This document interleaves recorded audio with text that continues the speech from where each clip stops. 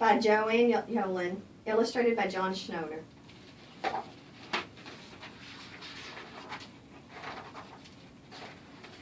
It was late one winter night, long past my bedtime, when Pa and I went owling. There was no wind, the trees stood still as giant statues, and the moon was so bright the sky seemed to shine. Somewhere behind us, a train whistle blew, long and loud, like a sad, sad song.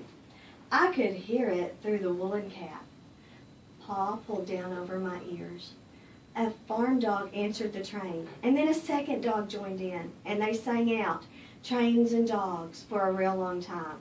And when their voices faded away, it was quiet as a dream. We walked on toward the woods, Pa and I. Our feet crunched over this crisp snow. A little white-gray footprints followed us. Pa made a long shadow, but mine was short and round. I had to run after him every now and then to keep up, and my short, round shadow bumped after me. But I never called out. If you go owling, you have to be quiet. That's what Pa always says. I had been waiting to go owling with Pa for a long, long time. We reached the line of pine trees, black and pointy against the sky, and Pa held up his hand. I stopped right where I was and waited. He looked up, as if searching the stars, as if reading the map up there. The moon made his face into a silver mask, and he called, "Woo, hoo, hoo!" The sound of the great horned owl, "Hoo, hoo, hoo!" Again he called out, and then again. And after each call, he was silent for a moment, and we both listened. But there was no answer. Pa shrugged. I shrugged. I was not disappointed. My brothers all said, "Sometimes there's an owl, and sometimes there isn't." We walked on. I could feel the cold, as if someone's icy hand was palmed down on my back. And my nose and the top of my cheeks felt cold and hot at the same time. But I never said a word. If you go owling, you have to be quiet and make your own heat. I went into the woods. The shadows were the blackest things I'd ever seen. They stained the white snow. My mouth felt furry, for the scarf over it was wet and warm. I didn't ask what kinds of things hid behind black trees in the middle of the night. When you go owling, you have to be brave. Then we came to a clearing in the dark woods. The moon was high above us. It seemed to fit exactly over the center of the clearing, and the snow below it was whiter than milk in a cereal bowl.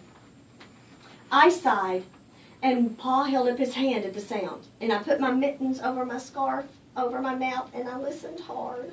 And then Pa called, "Hoo, hoo, hoo, hoo, hoo, hoo, hoo, hoo, hoo," and I listened, and I looked so hard my ears hurt, and my eyes got cloudy from the cold. Pa raised his face to call out again, but before he could open his mouth, an echo came threading its way through the trees. "Hoo, hoo, hoo, hoo, hoo." Pa almost smiled, and then he called back, "Hoo, hoo, hoo," just as if he and the owl were talking about supper, or about the woods, or the moon, or the cold. I took my mitten off the scarf, off my mouth, and I almost smiled too.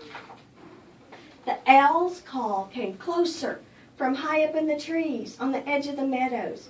Nothing in the meadows moved. All of a sudden, an owl shadow, part of a big tree shadow, lifted off and flew right over us. We watched silently with heat in our mouths and heat all over the words we had not spoken. And the shadow hooted again. Pa turned on his big flashlight and caught the owl just as it was landing on the branch. For a moment, 3 minutes, maybe 100 minutes, we stared at one another. Then the owl pumped its great wings and lifted off the branch like a shadow without a sound. It flew back to the forest. "Time to go home," Pa said to me. I knew then I could talk. I could even laugh out loud, but I was a shadow as we walked home. When you go owling, You don't need words or warmth or anything but hope. That's what Paul says, the kind of hope that flies on silent wings under shining moons. Aloud.